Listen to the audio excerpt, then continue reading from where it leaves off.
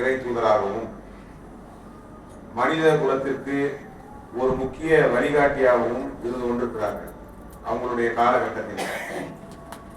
அதன் பிறகு அல்லாஹ் அவர்களை நமக்கு மிகச்சிறந்த முன்மாதிரியாக நம்முடைய வாழ்க்கைக்கு எப்படி வாழ வேண்டும் என்ற அடிப்படையில் அவர்களுடைய வாழ்க்கையினுடைய ஒரு முன்மாதிரியை ரப்புல் ஆலமீன் நமக்கு ஏற்படுத்தி இருக்கிறார்.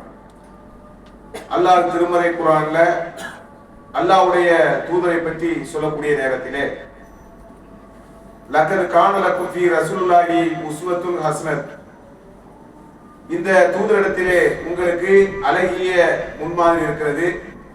லிமன் கான யர்ஜுல்லாஹ வல் யௌமல் ஆகிர தக்கரல்லாஹ கஸீரா, அல்லாஹ்வையும் இறுதி நாளையும் நம்பி இறைவனை அதிகம் நினைக்கக்கூடிய மக்களுக்கு இந்த தூதரிடத்திலே அழகிய முன்மாதிரி இருக்கிறது என்று சொல்லி இறைவன் நமக்கு சொல்லி காட்டக்கூடிய காட்சியை பார்க்கிறோம். அல்லாஹ்வுடைய தூதரிடத்தில் முன்மாதிரி இருக்கிறது என்றால் என்ன பொருள் என்று நம்ம விளங்கிக் கொள்ள வேண்டும்.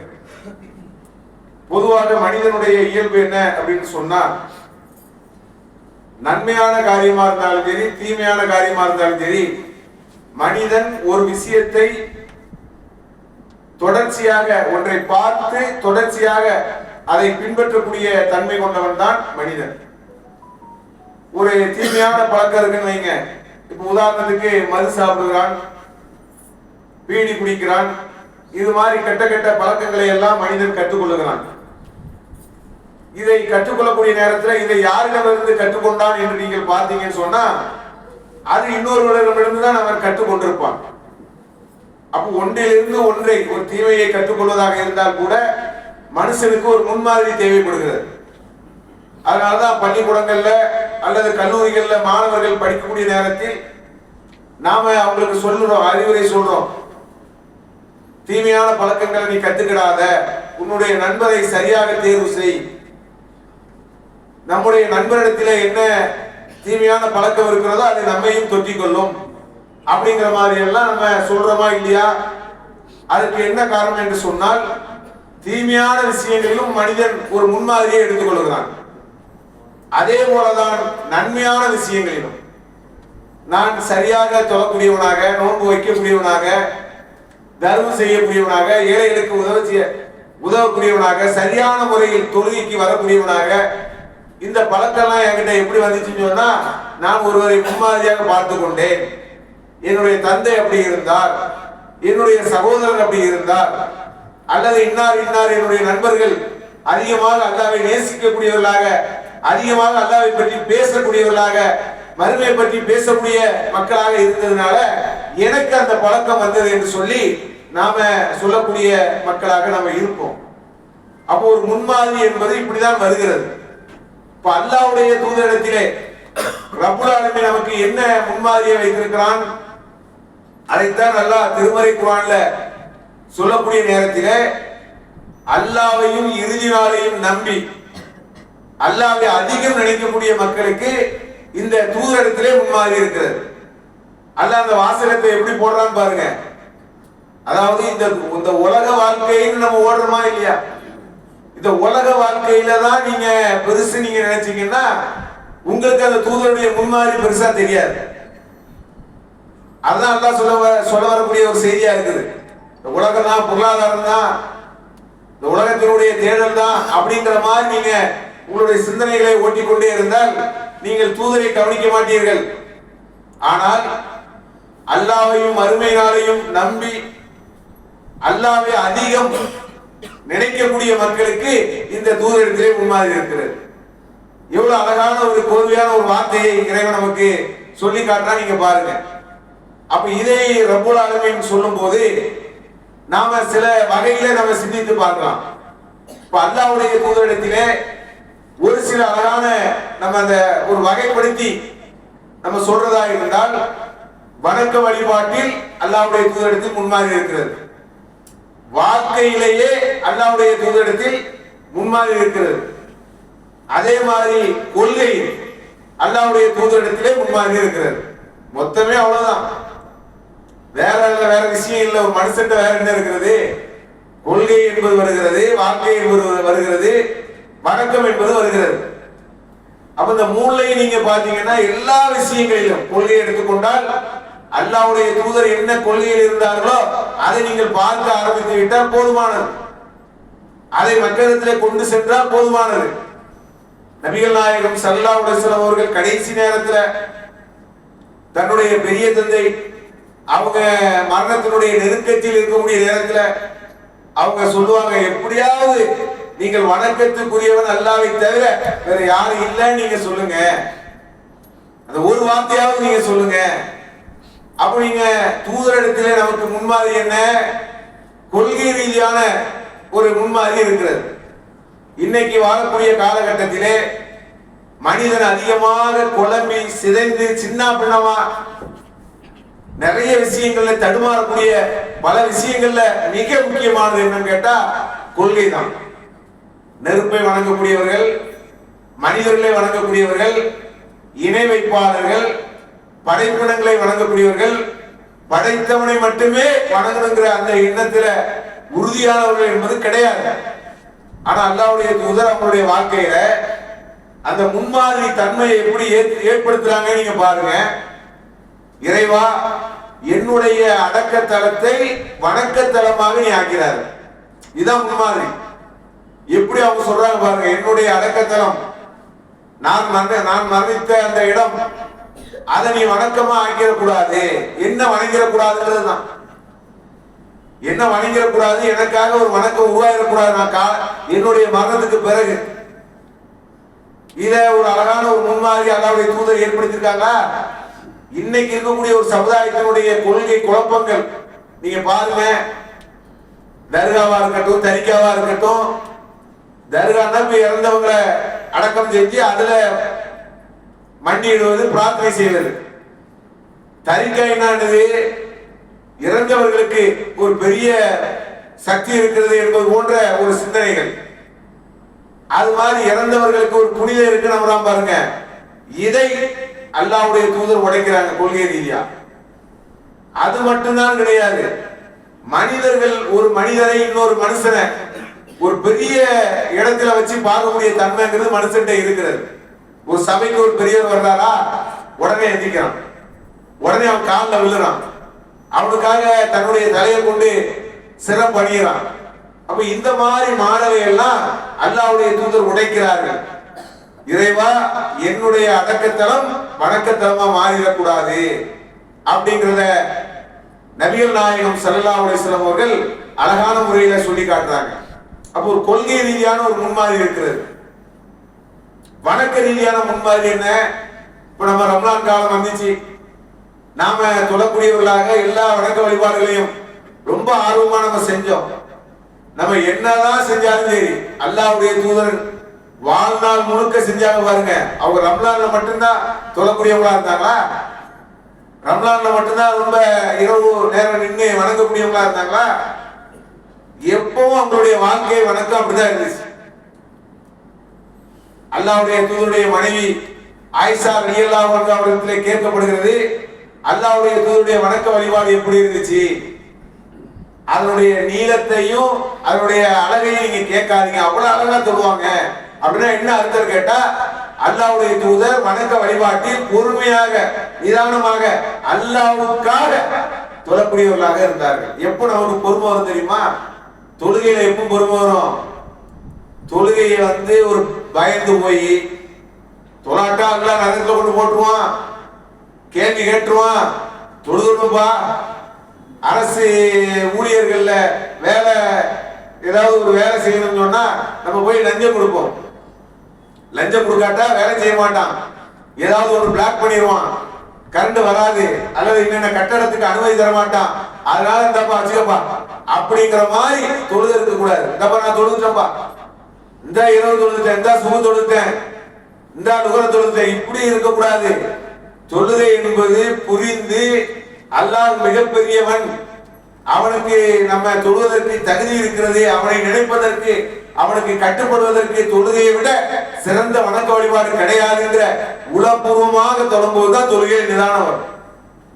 தொழுகையில உரிய நேரத்தில் தொழுவோம். அப்ப நபிகள் நாயகம் ஸல்லல்லாஹு அலைஹி வஸல்லம் அவர்கள் தொழுகை விஷயத்திலே எப்படி இருந்தாங்க பாருங்க. சகாபாக்கள் கேட்கிறார்கள், அல்லாஹ்வுடைய தூதரே, அல்லாஹ் உங்களுடைய முன்பாவங்களையும் பின்பாவங்களையும் மன்னிக்கவில்லையா? உலகத்துல வாழும் போதே ஒரு அங்கீகாரம்.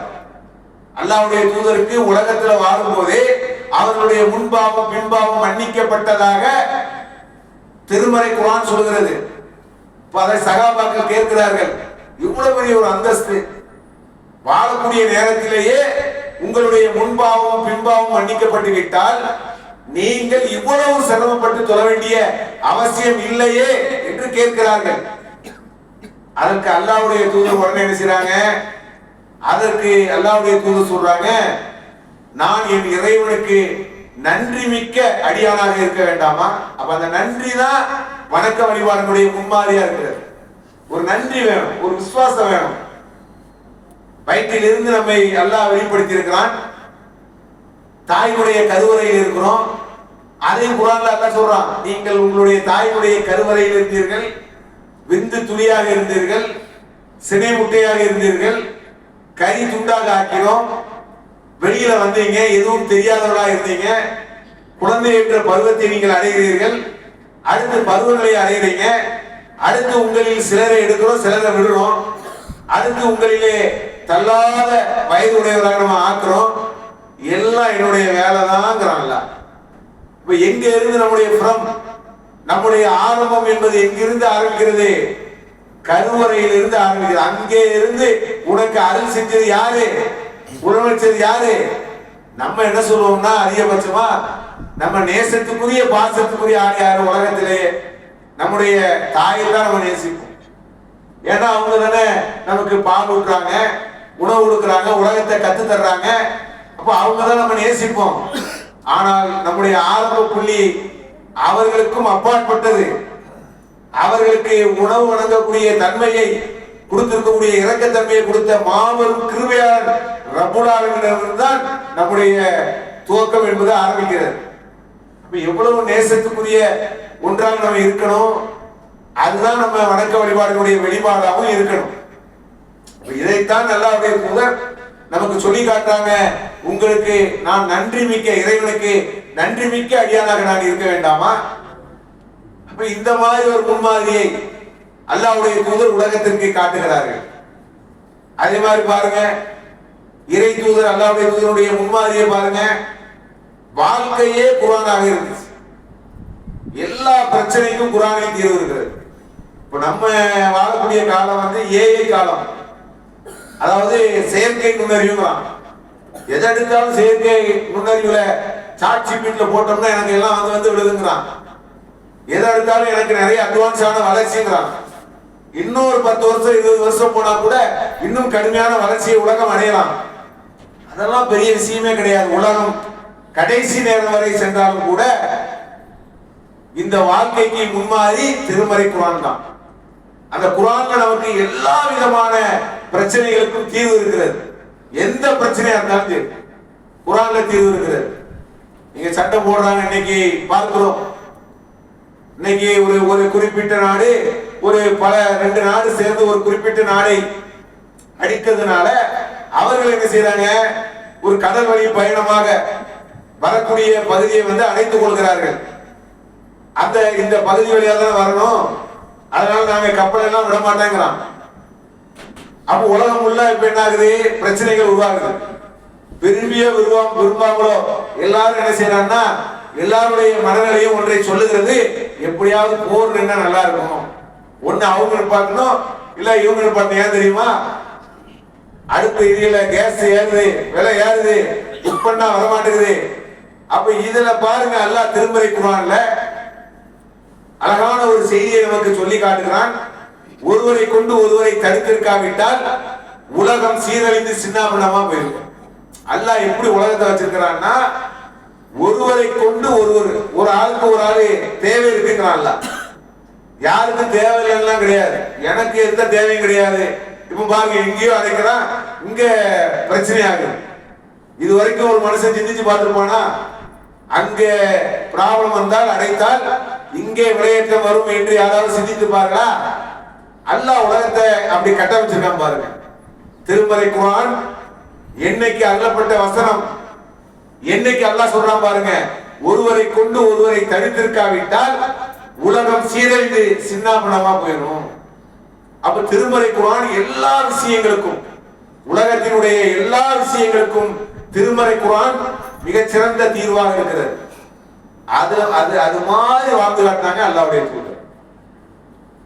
ஆயிஷா ரலியல்லாஹு அன்ஹா சொல்லி காட்டுகிறார்கள், அல்லாஹ்வுடைய தூதருடைய வாழ்க்கை குர்ஆனாகவே இருந்துச்சு. இந்த வார்த்தை சொல்லணும்னா எப்படி எப்படி சும்மா சாதாரணமா சொல்ல முடியுமா? இந்த வார்த்தை சும்மா கிடைக்குமா? அல்லாஹ்வுடைய தூதருடைய வாழ்க்கை திருமறை குர்ஆனாகவே இருந்துச்சு. அப்ப எவ்வளவு அற்புதமான ஒரு விஷயத்தை அல்லாஹ் இந்த தூதரின் மூலமாக நமக்கு கற்றுத் தருகிறான் என்று நீங்கள் பாருங்கள். அல்லாஹ்வுடைய தூதரை திருமறை குர்ஆன் நமக்கு சொல்லி காட்டுகிறது. இந்த தூதர் உங்களுக்கு அருள் கொடை, உங்களுக்கு லேனத் இல்ல, அதாப் இல்ல. அவர் உங்களுக்கு எப்படி தெரியுமா? அருள் கொடையாகவே நாம் அருள் கொடுத்திருக்கிறோம். உலகத்துக்கு அவர் யாரு? அருள் பாக்கியசாலி. தூதர் எப்படி இருக்கிறார், எப்படி வாழ்ந்திருக்கிறாங்க, எப்படி தொழுதிருக்கிறாங்க, எப்படி அல்லாஹ்வை நினைச்சிருக்கிறாங்க, உலகத்தையும் மறுமையும் எப்படி சரியாக புரிந்து வாழ்ந்திருக்கிறாங்க, அல்லாஹ்வுடைய நினைவிலிருந்து தடுமாறாமல் நம்முடைய பயணம் எப்படி சென்றது, அது மாதிரி நீங்க இருந்தால் உங்களுக்கு மறுமையில வெற்றி தான். திருமறை குர்ஆன் நமக்கு கற்றுத்தரக்கூடிய பாடம்.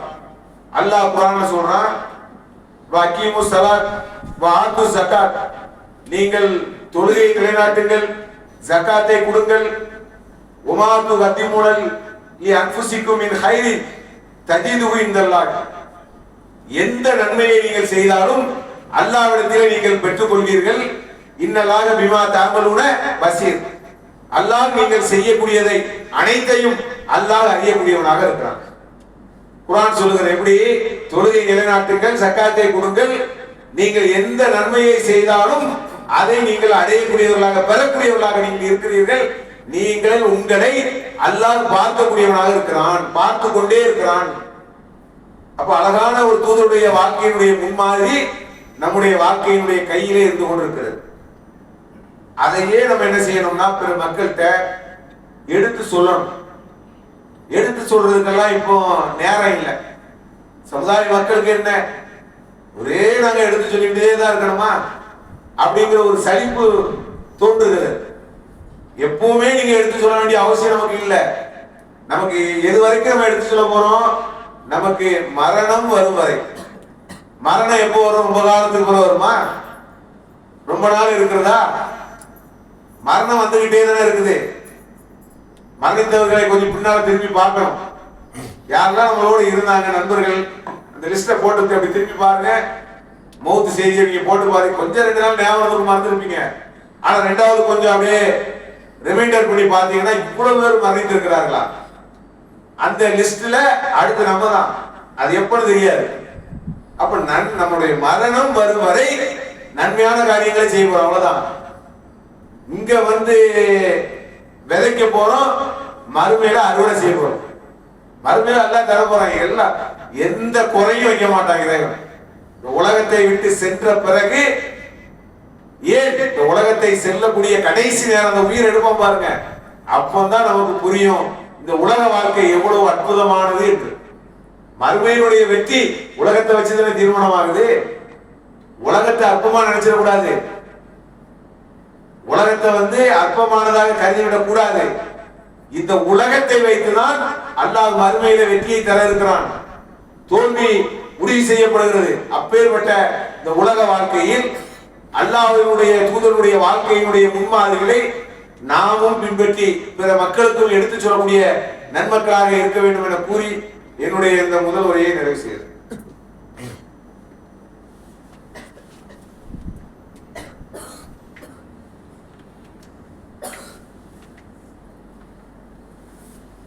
அல்ஹம்துலில்லாஹி ரப்பில் ஆலமீன். அன்பான சகோதரர்களே, படைத்த ரப்புல் ஆலமீன் நமக்கு நன்மையை ஏவி தீமையை தடுக்கக்கூடிய ஒரு பணியை நமக்கு தந்திருக்கிறான். இந்த நன்மையை ஏவி தீமையை தடுக்கக்கூடிய இந்த பணி என்பது நாம மறுமையை நம்பி அல்லாஹ்வுக்காக இந்த பணியை நம்ம செய்யறோம். ஆனால் அந்த நன்மையை ஏவி தீமையை தடுக்கக்கூடிய இந்த பணியில் கூட நமக்கு ஒரு சின்ன சுணக்கங்கள் வருகிறது. ஆனா மறுமையை நம்ப மாட்டேங்கிறான், தப்பா நம்புறான். அதே மாதிரி வந்து தவறான கொள்கையில இருக்கலாம். அவன் எவ்வளவு நன்மையான காரியங்கள் செய்யலாம் தெரியுமா? நீங்க சில வீடியோக்களை நீங்கள் பார்க்கலாம். என்னன்னு கேட்டீங்கன்னா, இந்த மதுக்கடைகள் இருக்கிறது. மதுக்கடையில ஒரு ஆள் என்ன செய்வாரு, அவருடைய 2 பிள்ளைகளை கூப்பிட்டு அழைத்து வைத்துவிட்டு, மக்களே நீங்கள் மது சாப்பிடாதீர்கள், மது கடைகளுக்கு முன்னால மது சாப்பிடாதீர்கள், நம்முடைய தேவன் பார்த்து கொண்டிருக்கிறார், நீங்கள் சாப்பிடக்கூடாது, நாளைக்கு எல்லாரும் கர்த்தர் முன்னால போய் நிற்கக்கூடிய ஒரு நாள் என்பது இருக்கிறது அப்படின்னு சொல்லி துணிச்சலாக மது கடையின் முன்னால் இருந்து குரல் கொடுக்கக்கூடிய ஒரு காட்சியை நம்ம பார்க்கிறோம்.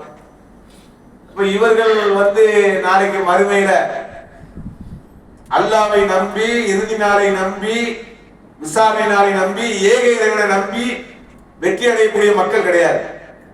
தவறான ஒரு கொள்கையில் இருக்கிறார்கள். ஆனா எவ்வளவு உறுதியா இருக்கலாம் பாருங்க. எந்த நன்மையும் இல்லை. வேணா நரகத்தினுடைய சுமை, பாவம் வேணா கொஞ்சம் குறையலாம். மற்ற ஆட்களை விட பாவம் செய்தவர்கள் இவர்கள் குறைவானவர்களா இருக்கலாம், அவ்வளவுதான்.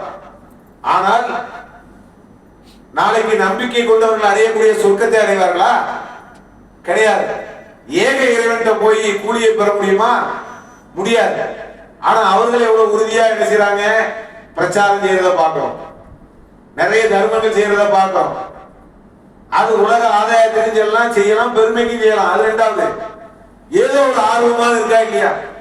ஆனால் நம்ம எந்த அளவுக்கு செய்யணும், நமக்கு நம்ம கிட்ட அவங்க எங்கேயோ இருக்கணும். நம்மளுடைய நல்லறம் என்று சொல்லக்கூடிய, நன்மை என்று சொல்லக்கூடிய விஷயத்தில் அவ்வளவு வேகமாக நம்ம இருக்கணும். அப்ப அந்த மாதிரி ஒரு நட்பண்புகளை வளர்க்கக்கூடிய மக்களாக இருக்க வேண்டும் என கூறி என்னுடைய உரையை நிறைவு செய்கிறேன். அல்ஹம்துலில்லாஹ் ரப்பில் ஆலமீன்.